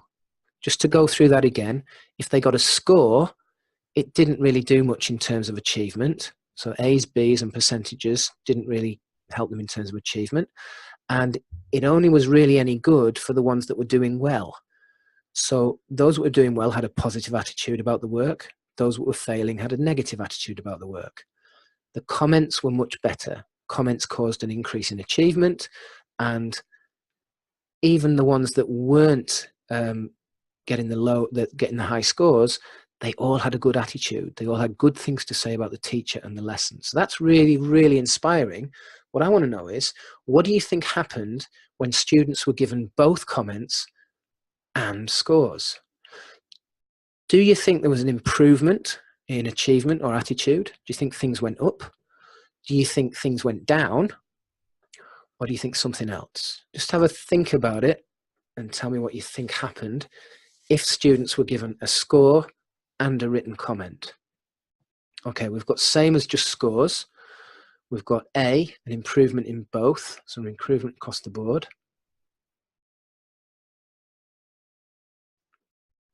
Have you seen this before, Molly? Liz says it depends on how good the scores and comments were. Well, he's seen it before. I need to find out where I got this from. We actually had an inset on this years and years ago, and it really inspired me. That's right, Molly. Yeah. Okay, so those of you that are struggling to make your minds up with this, basically what happens is it's just the same as scores, and the reason for that is all kids look for is the score. So if you've got 45% or 35% or DE, that's all you see. You don't even see that the teacher has gone on to give a really good comment about something you did that was right and how you can improve. Don't even see it. Not bothered, not interested. I just know that I got a crap mark and I'm not interested, and my attitude's really negative. Those that got mediocre, they only see the score. So again, doesn't change their achievement, and it's a mediocre attitude. So the only people it's any good for is the ones that get the good scores. It leaves out all those students who are mediocre and underperforming. The very ones that we're trying to tackle, right? The very kids that we're trying to tackle are switched off by scores. Because as soon as they see that negative score, don't want to know. I know I'm no good. I know I'm a failure. I don't want it rubbed in my face. Not interested in what you've got to say. I don't care about your stupid written comment. There you go. So leave the scores out. As much as you can, leave the scores off when you're grading things, and instead give them supportive feedback. This is how you do it. Here's a 3-step template for giving really good praise. Acknowledge what they've done right, praise them for it, and then give them a step on how to improve. A next step. So you've done this right. Well done. Now, this is what you need to do for a bit more success. Well, this is all you need to do to get more success. I'm not saying anything negative. I'm not having a go at them. I'm not putting a big red line through it and a big D or a fail. And then, you should have done this and you should have done that and you haven't done this and you haven't done that. And I'm just venting at you because you waste so much time in my lesson, big red pen and a line through that. No. We want to turn these kids on. Johnny, you got all your full stops in place, mate. Well done. You listened. You're really taking notice. Now, to make your work even better, you need to make sure you put a capital letter at the start of every new sentence. That's a very basic example, but the principle is there. Don't rave on and rant on and bore them with all the stuff they've done wrong. Concentrate on what they've done right, and then praise them for that. And then you can give them a small step to take to improve, to address some of the things they've done wrong. Here's some other ways that you can support your students. One of the best things you can do is have systems in place, because when you've got 30 or 40 kids all vying for your attention and your time, that can be very draining for you and it's very ineffective. So as much as possible, you want them to get a level of support in your lessons, a level of help, without necessarily draining your time every time first. So you give your time then when it's really needed. You give your time when you can really direct it where it would be most efficient and most beneficial. You know, the students who really need a pickup, they really need some intervention. Instead of you just being dragged this way and that, left, right, and center, putting out fires here, there, and everywhere, you give the support where you know it's going to be most useful. So the way we do that is to help students help themselves and help each other. And one of the ways is self-check partners me, and you just teach this as a routine. This is what we need to do if we make a mistake, or if we feel that we're lost, or if we don't know what to do. Instead of putting your hand up and asking me straight away, you do a self-check. You go through all the instructions that were given at the start of the lesson, and you see if you can work it out yourself. You go through the template I gave you on how to label the diagram correctly, and you see if there's anything you missed. You go through the checklist I gave you on how to write a paragraph and you see if there's anything that you've missed. You go through the example that was given in the book and you see if there's anything you've missed. That's self-check. Partners. You've got a learning buddy or a partner. You ask them to go through the template, to go through the checklist, to go through the example and check if there's anything you've missed. They are going to help you. If you still need help, if you still can't work this out, then you ask me. So that's self-check partners me. Helping students to help themselves is about helping them see that they have strengths and capabilities. So you might get them to make a list of things that they're good at and put that on the board in your room. And every time they crack another skill, then that gets added to their list. And that's just reinforcing the fact that they can help themselves. And you could direct them back to that anytime you think they're asking for your help and you know that they can do it. You just point them to the board. You know how to do this. You've already done sentence structure. Look, it's on your I'm good at board. Help tokens. You might give each child 3 tokens at the start of the week or the start of the lesson. And once those tokens are gone, then they've got to use self-check partners me or some other support strategy. So they think twice then about asking for help all the time. Nominated helpers and buddies. So as well as a learning partner, you might have other students who, are particularly good at a particular subject and they're nominated to help other students. Kids get a real kick out of helping each other. And then finally, you could have organizers and checklists for them for certain skills. So they might look like this. This is what independent work looks like. We've got a routine for that. Jared, this is your morning checklist. Did you sign in for lunch? Did you check your backpack for any notes from home? For kids that have got organizational problems and attention deficit problems, these are really, really important, really, really useful. And you can send these home as well. If you've got a kid who never shows up for class on time or who never hands in work or who's just apathetic about the whole thing, perhaps it is that they've just never been able to organize themselves and never been taught these skills. And if you send them home with those checklists and a checklist to pack your bag, etc., it might just make the difference and give them a sense that somebody's there to help them, but also give them those very important skills that they need in order to be able to access the curriculum. Something there, that little table there says what's happening today. I don't know if you can see that or not. Oh, what's happening there? Wait a minute. I'm not too sure how to get back from this. Previous, there we go, sorry. Oh,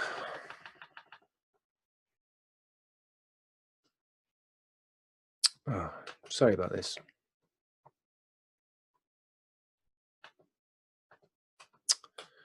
I can't believe it. Hang on a second. I can't get out of this.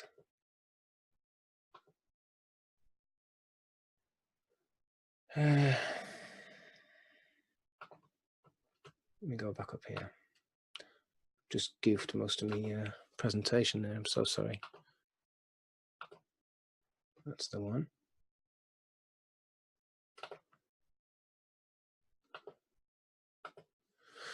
Okay. Sorry, if you're still with me, hit yes. Sorry about that.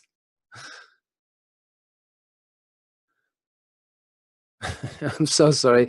My back button isn't working on my slide, so I had to collapse the thing. Anyway, the bottom cutout there says what's happening today. And that's really good for kids, particularly boys, who tend to get lost in lessons. They tend to get overwhelmed with a full lesson of stuff. And so to give them a timetable and a checklist every time we finish a particular activity, that can really, really help them and give them some security. So what's happening today, 9:55 to 10:05 is the starter. And then at 10:05 to 10:15, we've got the video. Now, I used to have one of these sheets up. It's just an A3 sheet. I'd laminate it and I'd just write these on every lesson. And I'd pin that up next to my board. And every time I finished a particular activity, I would cross it out. So kids who were like, oh God, I've got a whole lesson with you, I can't stand this, I could show them visually that lesson was being eroded and was getting out of their life, you know, bit by bit. So by the time we got down to group work, they're crossed out. Oh, I've just got a fun review left. I'm cool. That's great. So that can really help kids. It's a kind of support system. Right, so boredom-free lessons. Very quickly going to go through these. We've got questioning strategies, we've got using variety, active learning, and technology. Okay, questioning.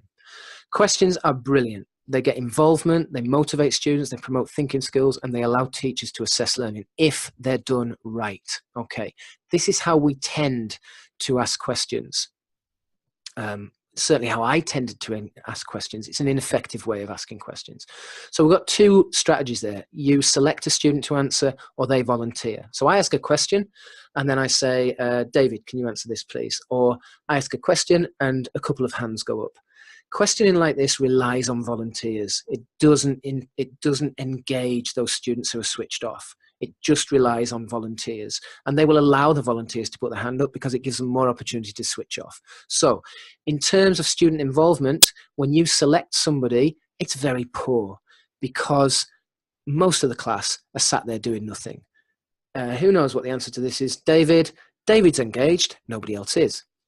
In terms of assessment, it's poor because I'm only assessing David, nobody else. In terms of comfort, it's poor because I'm picking on David. If a student volunteers to answer, again, it's poor because nobody else is answering. It's okay in terms of assessment, but, sorry, that should have been okay as well. One just changed miraculously there. I don't know what happened. I've got a poltergeist. So they're both okay, but basically we're only assessing one person, not the whole class. So they're not very good. And in terms of student comfort, when they volunteer, that's very good because you can get people having a chance to shine. I know the answer. Sir, pick me. Very good for them, but not so good for the rest of the class. A better idea, these two here. It's where we get students to pair up and then tell us the answers after they've paired up, when they volunteer the answer, or we get them to pair up, we get them to talk about it, and then we get them to answer, but we select who answers. Now look how it all changes. I'll go through these techniques, don't worry, in a moment. But basically what we're getting them to do here is pair up together and then give us the answer. And they can either volunteer it, in which case it's pretty much very good, or we can select them, in which case it's very good. We're only assessing 2 people at a time, but because everyone's engaged, then it's much, much better in terms of assessment. So what are these 2 activities? Well, pair up, speak up, basically the same activity, but they're either volunteers or we select them. So you give students a question to work on for a few minutes. Then you get them to discuss their answer in pairs and come up with the best answer together. And then one student and their volunteers to answer. So that's when you have a volunteer. Okay, they pair up, they discuss it, they work out their answer, and then one of them volunteers to answer. So you obviously got a volunteer from each pair volunteering. Everybody is engaged, everybody is learning, everybody is coming up with answers. Instead of just sat there while the volunteers put their hands up, as is the normal case, now they're having to discuss, they're having to take part. So pair up, speak up with a teacher selection, basically the same, but you select which students answer. Now, if you want to be sneaky on this, you can ask them to volunteer, but then you pick the other one. And you can tell them that you're doing this beforehand so that they definitely make sure that they both discuss the answer and they're both aware of it. Much better way of learning, as I'm sure you can see. Here's an even better one. Loads of accolades here. And the most important one, as far as we're concerned tonight, is that the students really enjoy this. Collaborative question. So you ask an open question rather than a closed question, obviously. So it's a higher level question rather than just a knowledge-based closed question. So you've got an open question that's going to create some kind of discussion. The students work in pairs. Again, just a short period of time, really. You want to keep the pace brisk. You keep circulating and checking work. So you're not having to deal with giving support to anyone here. You can just circulate because they're working together. They will get the support from each other. You make sure everyone's completed an answer, and then you get them to feedback. The thing about this then is that as they share their answers, the whole class is involved in analysing those answers, agreeing with it or disagreeing with it or adding to it. So we get to really, really discuss a topic and add to it and dissect it and go through it in detail. And then you can add anything that you feel is relevant. So a great way of getting kids to discuss things, higher level questioning. Now, question for you. What is the average length of time teachers give students to answer questions before they either fill in the uncomfortable silence themselves or they pick a volunteer or pick on a student themselves? What's the average length of time? Good answer, Liz. Molly, maybe a little bit quick. Zoe, again, a little bit quick. Oh, you're all good. You're all good.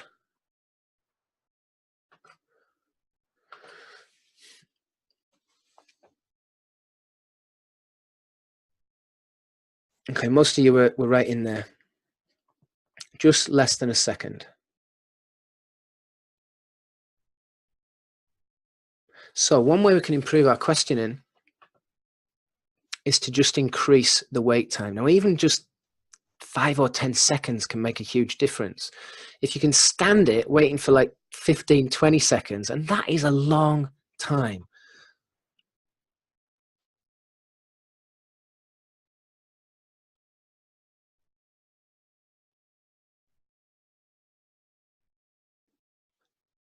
That's 10 seconds of me being silent there. And it starts to get a little bit edgy. People wondering what's going on. But once your kids get used to the fact that you ask a question and then you pause,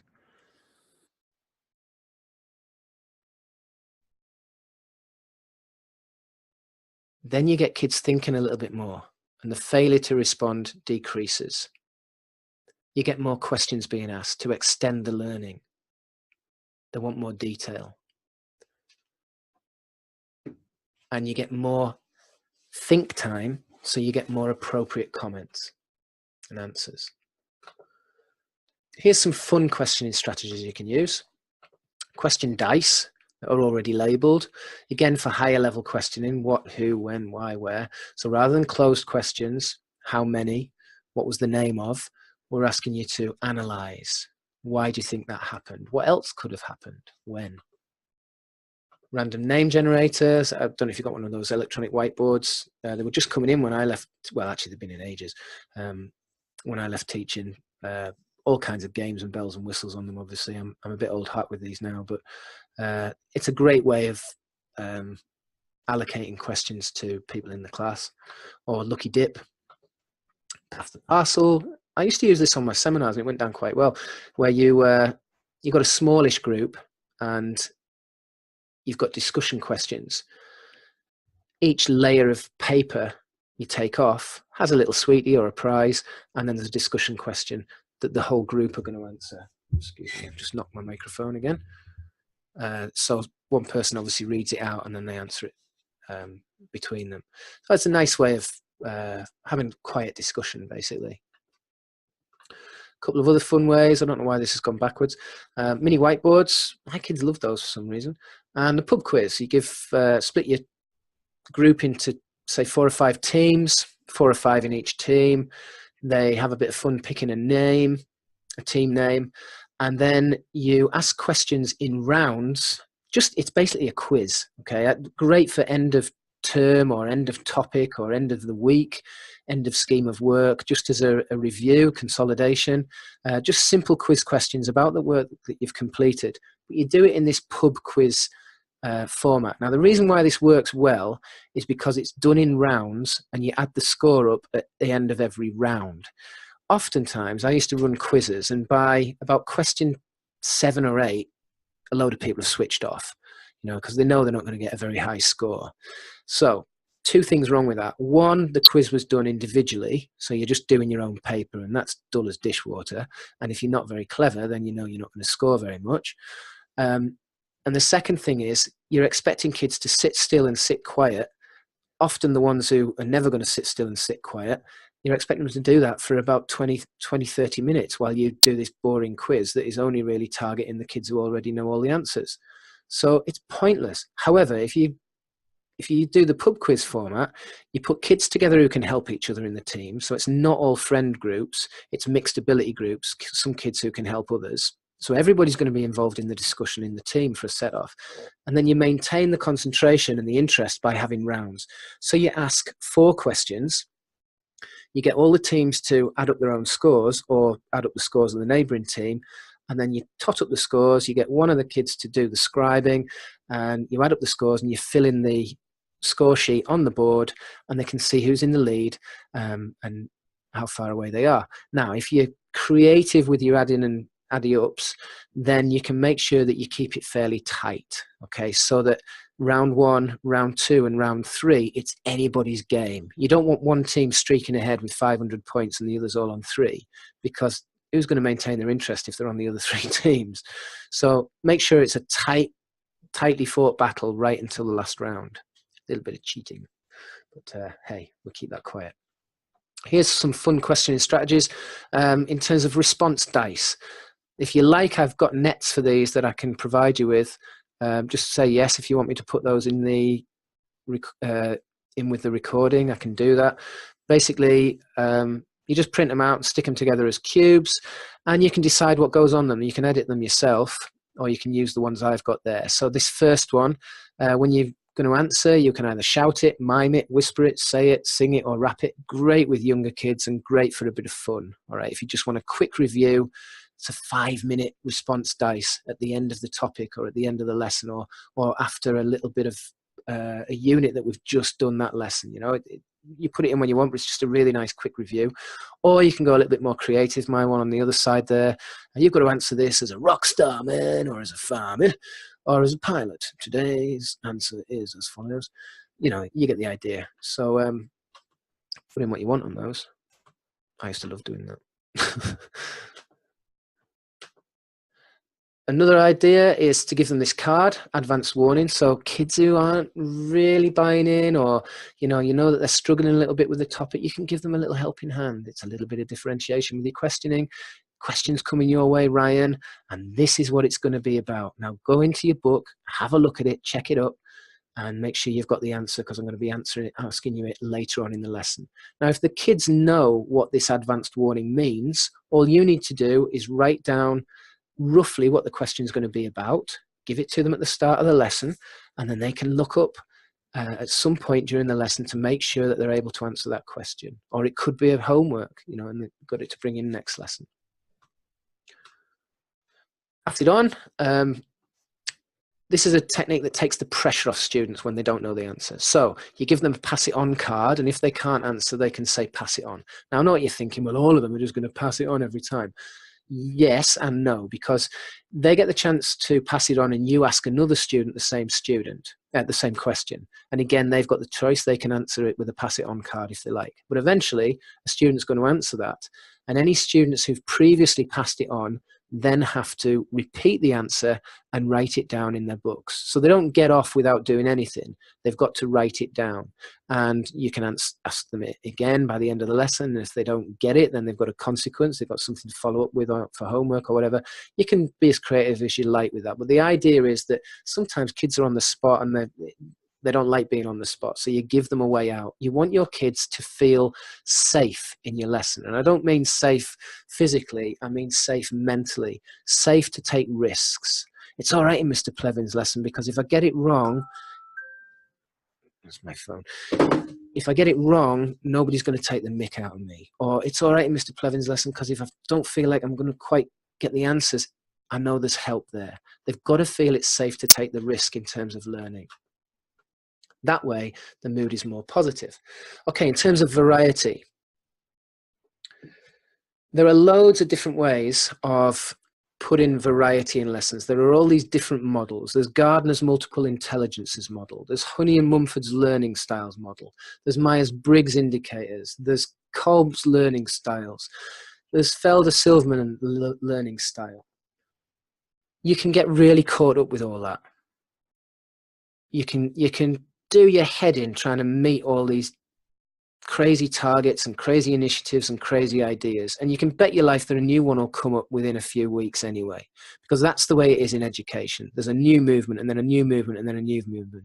All I'm saying here is take what works, but don't get too hung up about it. In terms of variety, all you need to do is provide variety.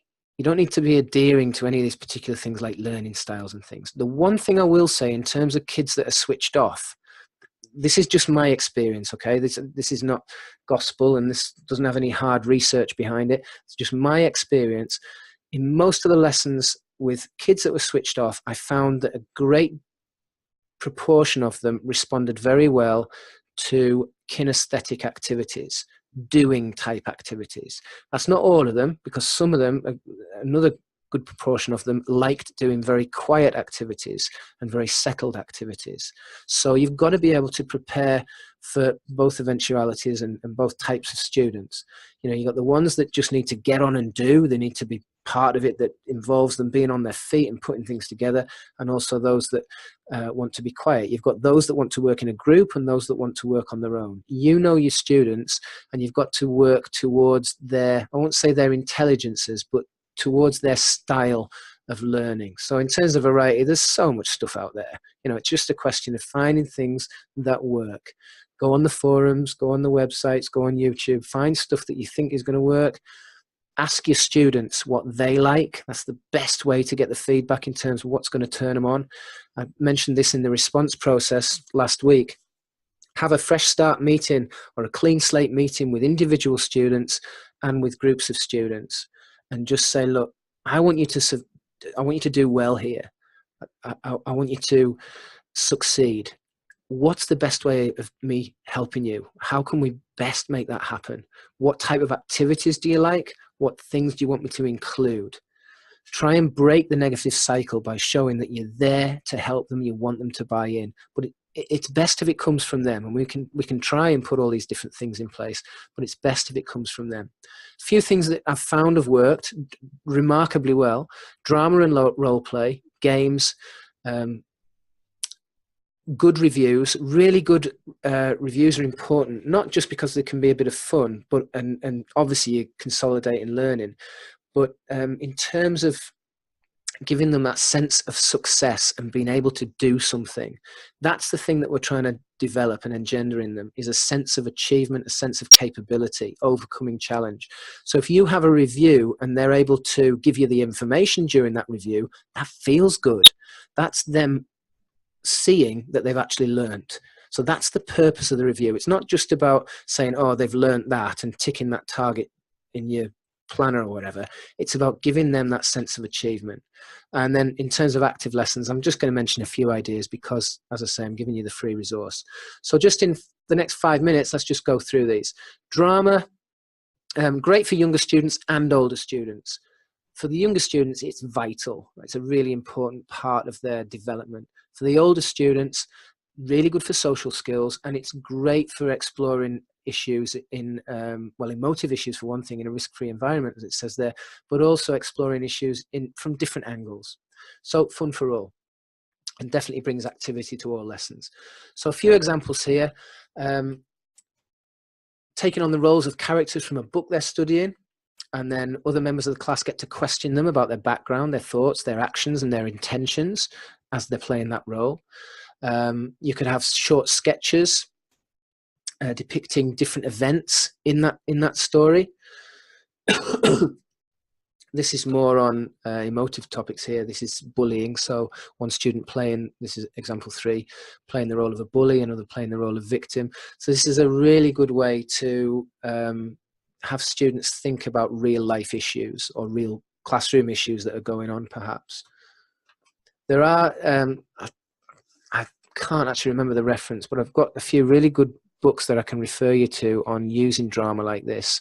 And there's a lot more to it than I can do now in the next 3 minutes, in terms of the way you run this and in terms of the way you get the best for and out of the students.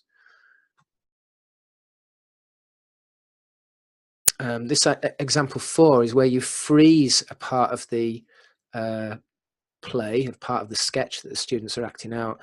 And then the rest of the students who are the observers, they offer suggestions as to how the scenario should continue. So again, if you're doing, say, an historical event, it could be, how might this have played out differently if such and such a character did this?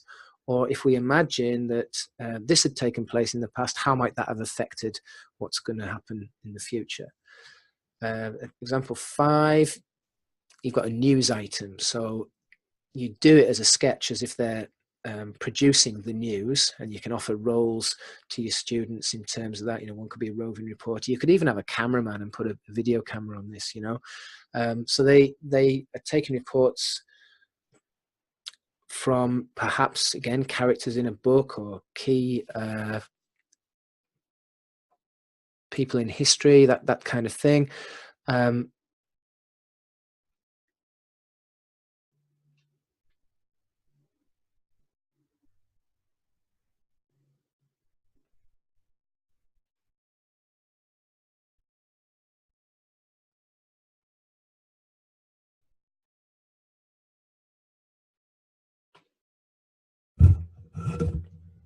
Hello, can you hear me? Just hit yes if you can still hear me. Sorry, I've got a mic problem again. Yeah, sorry about that. Okay, I'm literally on the last few slides now. I'm not too sure what I got up to there when it went off, but basically, I think I got up to the news item, and you could basically make this into a filmed event. You know, you can bring in a camera, have them as different roles in terms of producing that news item, and again, that can be adapted to pretty much any topic. As in terms of assessment, role play is actually surprisingly good for that. If you look at example 1 there, you could teach, for example, the names of the bones in the human skeleton, if that's the topic that you're doing in science, for example. And then as their plenary, they have to perform an operation identifying the name of each bone. And again, you can be filming that or just rotating roles. In example 2 there, it's a bit like the news item, but it's like a talk show host. Okay, so you can take pretty much any format that's on television and adapt that to your drama lesson. Like I say, there are some really good examples in one of the books that I've given you on active learning, where it's explained in a little bit more detail. I'm getting to the end now, and I'm rushing things for you because I don't want to go over time. And also there's a few other books that I can recommend in the resources that go into this in more detail.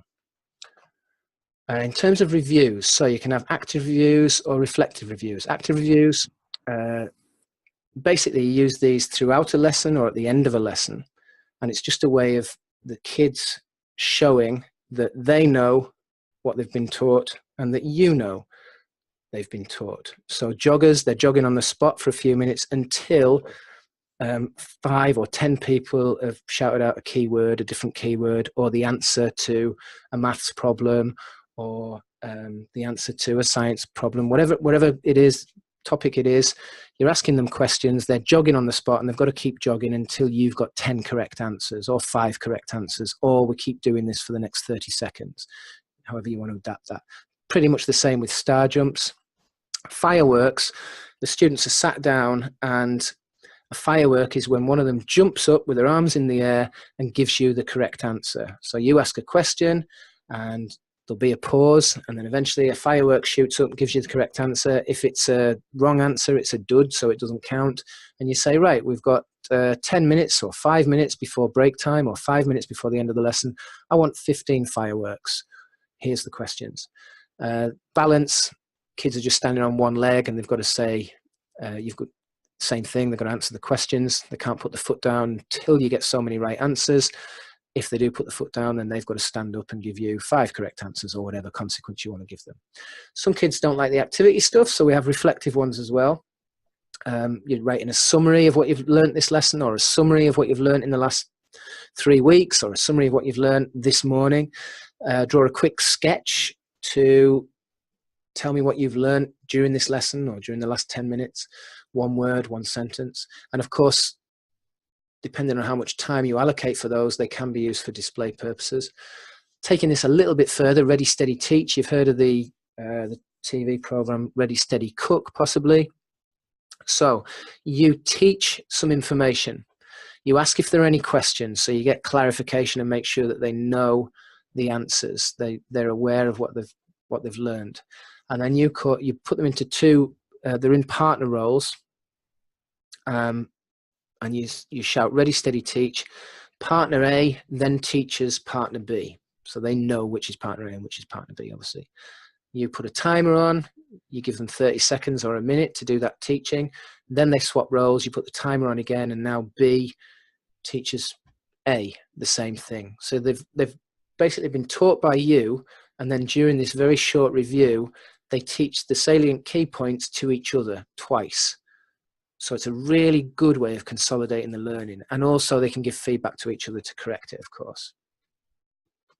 There's the simple version. Turn to your partner and tell them 3 things you just learned. A little bit of active learning here. Again, I'm not giving many examples because of the time, and also because it's in the books I'm giving you. So 3 in a row. You give them 9 questions, as there are here on this sheet. There's a space for the start of the question and also their name, and then obviously a gap where they can fill in the question. So you issue them with the templates, and they then go around the room asking their friends and everyone else in the classroom to explain one answer. And they can only use a student for one answer. They can't ask the same student loads of different answers, because you get one bright spark who's, you know, really, really clever, and all the students will gravitate to him and ask him or her and ask her all the questions. They can only ask each student one question. And you've got various low order and high order questions, so open and closed questions. Give an example of, describe, explain how this happened, give a definition of, keywords for, etc. The students fill in their own card, but they write the name of each student that they asked. So that's a great way to review a topic and get them all interacting and get them up on their feet. These are examples of bigger activities, okay, so often taking up a whole lesson. The bottom example there is the scavenger hunt. So you create a series of clues. They can be in the classroom, or they can be all around school. They can even be on the internet, so that you give them clues on various sites or web pages, and they find one clue, and then that, once they've got the answer to it, they're then taken to the next clue and the next task to do. So each clue has a question relating to the topic or a task relating to the topic, and then it gives them the answer to go to the next one. Now, without going into too much detail on that, it is explained in the active learning book. Build your team logo. Each team has a logo on, as a jigsaw. Then you cut it up. Basically, they get a piece for every task that they complete. Now, the reason I used to use this with corporate training years and years ago. We'd take 2 days for the team to get all the pieces of their logo, and they had loads of activities to do. Most of this was done in the outdoors. You know, they were doing abseiling, and they'd find one of their jigsaw pieces halfway down the cliff face, etc., etc. It was all high-level stuff. But I've done similar in the classroom to great effect, just because of the fact that they're collecting something, they're gathering items. You know, there's something about this collective process that brings them together as a team. You know, they're wanting to create this logo, and so they work really hard to solve each question and solve each task, so that in return they're given a piece of their jigsaw, a piece of their logo, and then they're creating the finished product. And something about putting that together which really motivates them. Games, sequence ball and basketball. I'll let you read those actually at a later date. And just zip through them. I'll go through these two actually in a little bit more detail.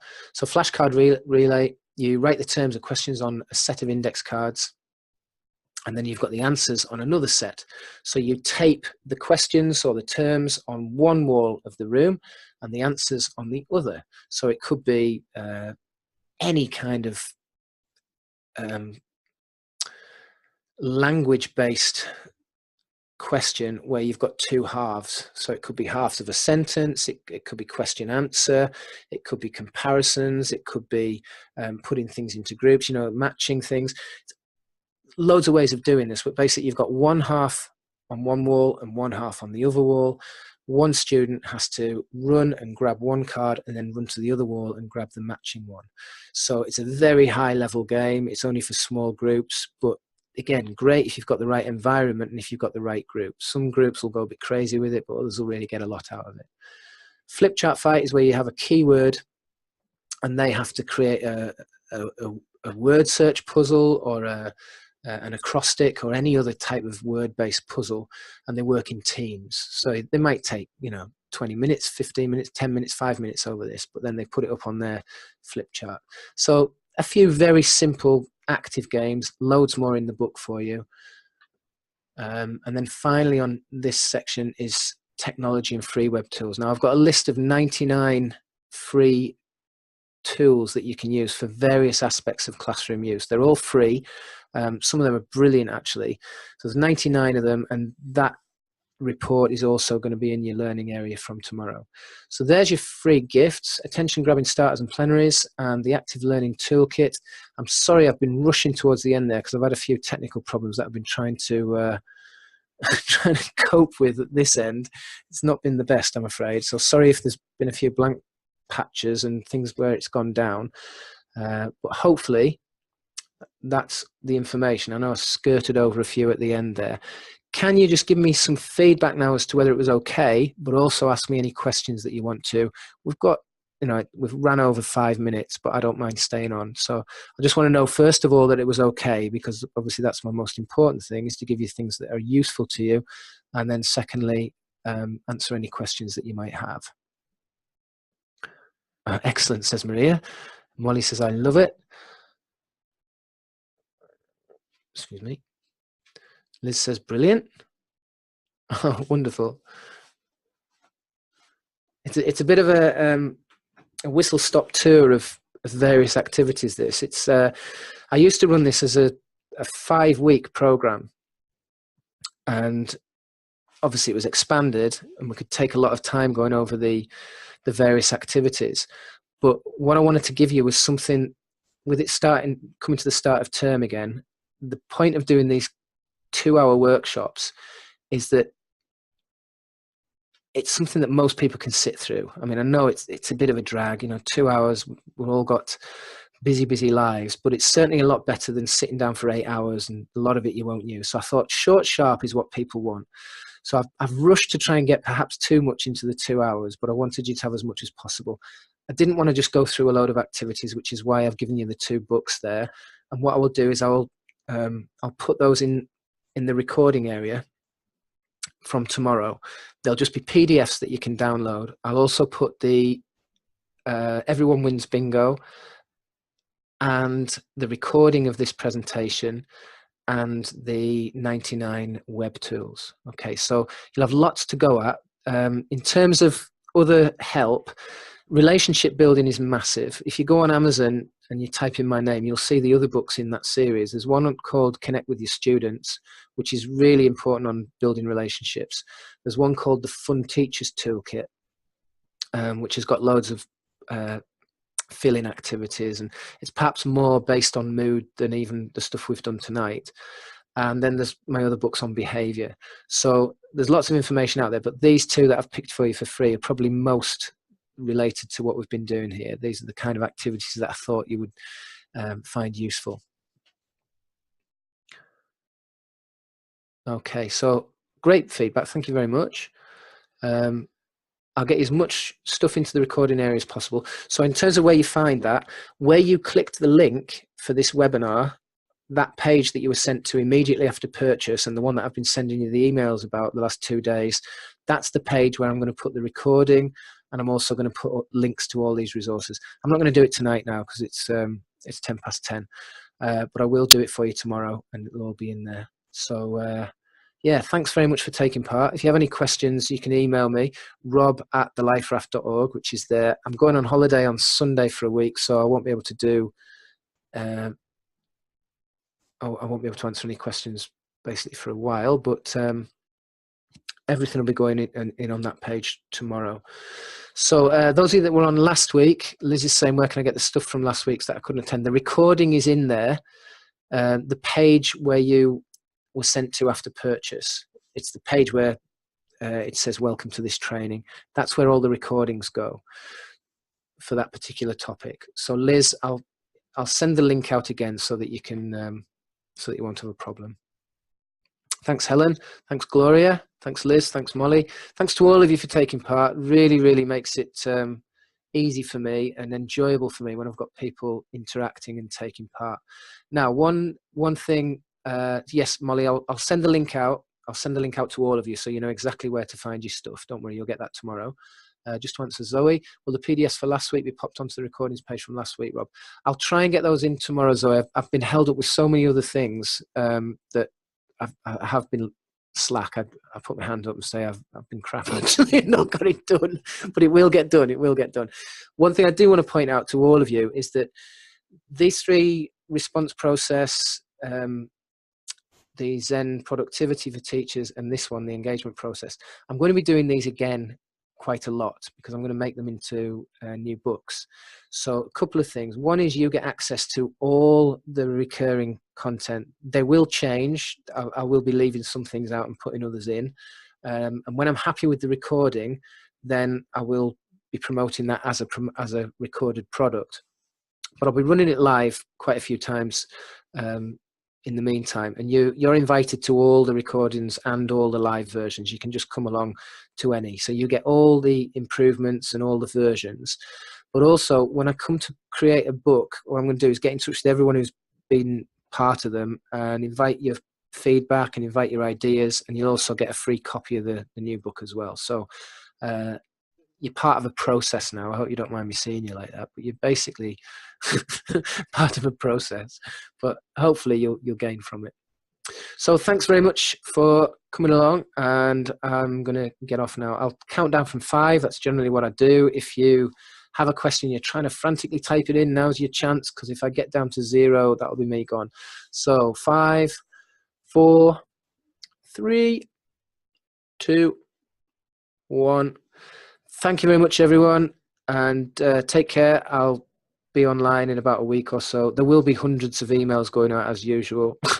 Please don't unsubscribe, because some of them are quite good, and I can't differentiate between people who've already paid and people who haven't, so bear with me, and I'm sorry about the large number of emails.